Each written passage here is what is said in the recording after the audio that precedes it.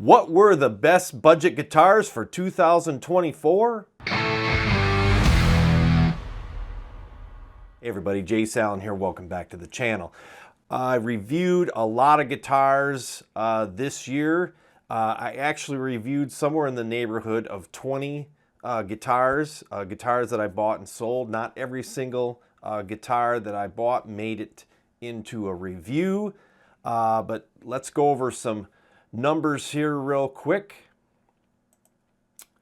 Between reverb sales, my Jay Allen Guitar YouTube channel and my Rock and Replay YouTube channel, I made $15,694.43. I'm not sure if that's pre-tax. I think YouTube takes out tax. Reverb doesn't take out tax, so there's going to be some tax in there, I assume. And then my purchases, this is my best recollection as far as the, going through the records and everything like that. I spent $11,748.87. Now that's not guitars alone. That is music gear and then some of the equipment that I bought for the studio. So that is all of my, I guess you could say, music YouTube channel related expenses. And there's some hidden expenses in there too, because I spent quite a bit of money at my friend's guitar store, local guitar store. I never asked for receipts or anything. I probably should. Next year I'm going to keep better records. So that's about a $4,000 difference. But really, as my bank account sits right now, it's pretty much zero, and that's my bank account for doing this as a business, hobby business. So really, I broke even if you look at it that way. And so most of the guitars that I bought were through Amazon, as you can probably guess. And just a few of the guitars that I purchased on Amazon. I bought a few of the Gear It guitars. I bought a Fender Squier. I bought a Yamaha Pacifica. I bought a really nice guitar called an Auriga, which are no longer available. I wish they were. That was a really nice guitar. And then bought a guitar called a Volgoa. I don't think those are available anymore either. That was a great guitar. Two sort of mediocre guitars called Albegni. That was the brand. And then I started to have some misses. Got another Gear It guitar that wasn't very good. The Grote guitar that I bought was really nice. I like that. And then just here recently, I did the review on the Leo James and the Fojil. The Fojil was a really nice guitar. That was an SG style. And then I bought some used guitars in 2024. I bought the PV Patriot, which was a decent guitar for its age. And then, of course, the Epiphone SG, which is a very nice guitar, but it's also, it was, north of $500. And then on eBay, I bought another Donner guitar. This was the DST-80 with the sort of open pore gray finish. I wasn't a big fan of that particular guitar. And then some of the reviews that I did this year, of course I did the SG. And then I bought some Fireflies. I got a Firefly from my wife, but actually this was last year. I got the FFST, which is a Strat style, but then I bought a double cut, like a Les Paul Jr. style Firefly. That I ended up selling. It wasn't the greatest. And then I got a Les Paul style, a relict Les Paul style Firefly. And the Fireflies are really good. Oh, and then I did this sort of oddball Explorer style guitar from Schecter. I did a few Schecters, but I think those might have actually fallen under last year. I did a top 5 earlier in the year, but they were actually guitars that I had done reviews on last year. The Volgoa, I bought a used made in Mexico Fender Stratocaster. And Jet guitars, those were great guitars. Then the Gear It and Tease guitars were really nice. I did a review on the Tease guitar. Firefly, the Albegni guitars, which weren't great.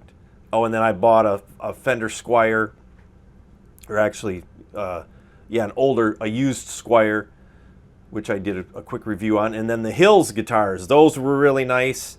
Did a review on that. And then I had bought a Harmony, an old Harmony guitar off of Goodwill, which was a pretty decent guitar. And then some of these reviews are older reviews that I had reposted. So what are my top 5 guitars that I reviewed in 2024 that I think were some of the best guitars? I would have to say number 5 would be the Yamaha Pacifica. True test is how it sounds, so let's plug it in and check it out. Okay, everybody, I've got this tuned up, just on a kind of a clean channel. That's the humbucker.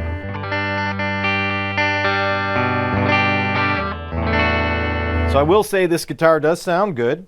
There was quite a bit of, that's my biggest video to date, was the review that I did on the Yamaha Pacifica, because somebody had made a comment about the Fender, or the Squier debut, and they said the Pacifica was so much better. I think it was marginally better. I will say that it was a better guitar, but I'd have to say they were pretty close. There wasn't really anything special about the Yamaha Pacifica. It played pretty well. It was built pretty well. It wasn't exceptional as far as, you know, build quality and everything. It was really similar to the Squier debut and a lot of the other cheaper Amazon guitars, but it was more money. That came in at the top of the price range. We're talking about guitars under $250. That's kind of the cutoff there as far as budget guitars go, in my opinion. Could be different for you. The next one that I reviewed that I really liked was the Grote guitar. So you've probably heard of the guitar brand called Grote humbucker. That sounds good. That was the Grote GR Standard Stratocaster style guitar. That was a really nice guitar. I love the finish on it. Again, it was a matte finish. Seems like a lot of guitars this year featured the matte finish. And then number 3, I would have to say, is the Fojil rosewood for the fretboard.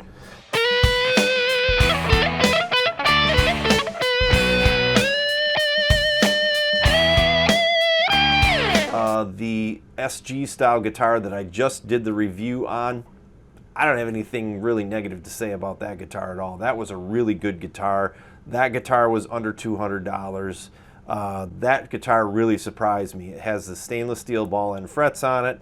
The build quality is amazing. It sounds pretty good. The pickups are pretty microphonic on it, so you can tell that they're not the greatest pickups, but they sounded pretty decent. So maybe, you know, with just throwing some new pickups in it, not even really overly expensive pickups, would probably elevate that guitar, you know, to sort of the $200 to $300 price range.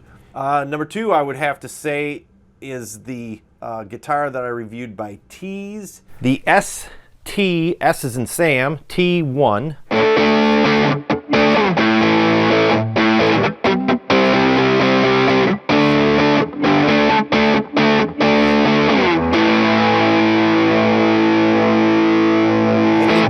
Guitars are great guitars. The one that I reviewed was sort of their cheaper model. It was right around, I think they were right around $120, $100 and somewhere around there. And this was a really nice guitar. Basswood body, super lightweight. This guitar sounded amazing. It played really well.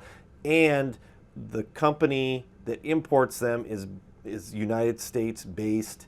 And Torsten, he's the owner of the company, and they try to make sure that all the guitars go out with a good setup on them.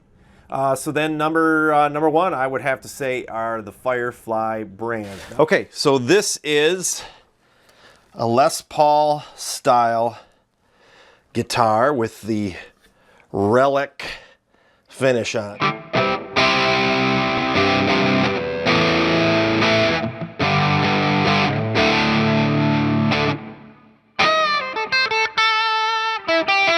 Now that kind of comes with an asterisk, because sometimes, from what I've heard anyway, they could be hit or miss.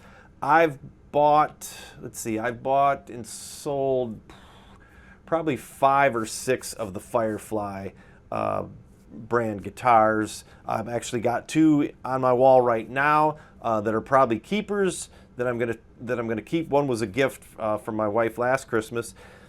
And all the guitars that I bought were great. I never had any quality control issues with them. They were all shipped great. Everything kind of was, fit and finish wise was perfect. The only one that I didn't really care for was the double cut. It had P90 pickups in it. Maybe it was the pickups or the sound of it. It just didn't. I don't know. I just didn't connect with that guitar for some reason. But there was absolutely nothing wrong with it as far as build quality goes. A couple guitars of note that are outside the budget would be the Hills guitar. Actually, I reviewed 2 of the Hills guitars. One was the Stratocaster style guitar, and one was their Les Paul style guitar. Those guitars are amazing. I'm looking forward to seeing more things from them. These guitars are a little over $300 a piece. But they're amazing build quality. They're just incredible guitars. And the same with that company. They're a US-based company, and they import these guitars in, and then they do all the final setup on them and then send them out. Really great people to deal with, and just some great guitars. And of course, then the Epiphone SG that I bought, the inspired by Gibson SG, so that was north of $500. Great guitar. I mean, you can't really go wrong with the Epiphone brand. And then a couple guitars that surprised me was the Volgoa guitar. That was a Strat style guitar with double humbuckers on it. That was a really nice guitar. Fit and finish on that was amazing. It sounded good. Beautiful guitar too. Very, very nice looking guitar. I don't think those are available anymore. That was one of those hit and run brands that kind of came and went. And then the other one was the Ariga. I really like that guitar. Actually, I still have that guitar. The only issue on that was that the fret ends were kind of sharp, but I filed them down, and it's a really, really nice guitar. And that was less than $100. That was a $100 guitar.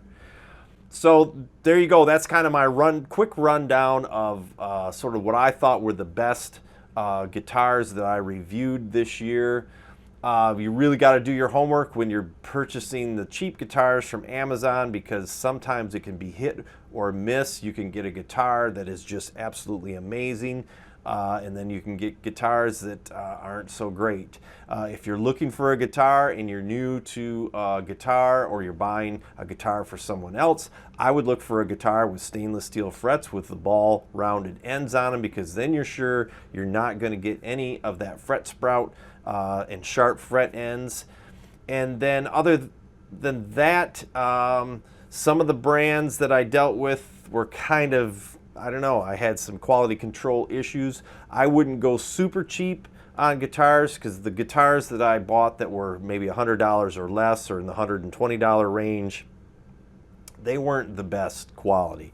Once you got closer to the $200 range, then the quality sort of jumped. And then anything between $200 and $300.